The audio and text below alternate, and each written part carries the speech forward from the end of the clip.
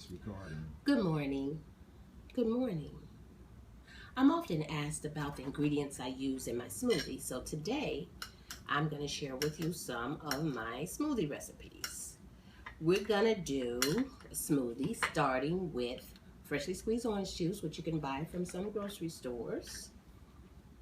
And I put about 8 ounces in. And I'm using my compact blender because we're just doing one smoothie. So we start with that orange juice.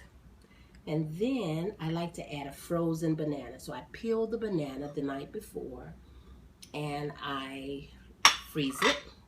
And that allows the smoothie to be a little more frothy. And you don't need to necessarily add ice cubes. Some people add ice cubes to their smoothie. And the frozen banana gives it that frothiness without ice cubes. And something else that helps with the frothiness and the smooth and thickness of it is avocado. So I'm cutting up fresh avocado to add to the smoothie.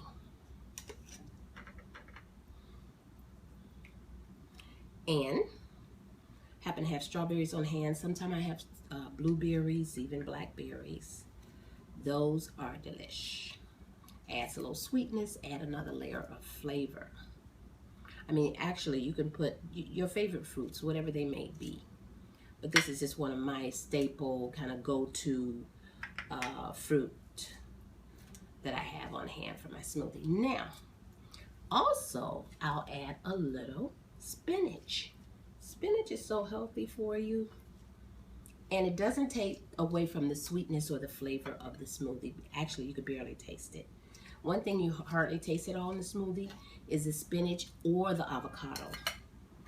Now, some people will frown at me using the spinach avocado, but take it from me, you can barely taste the spinach or the avocado. So once we've got it all in there, I will blend it up. Let me put this on the motor. You can stop.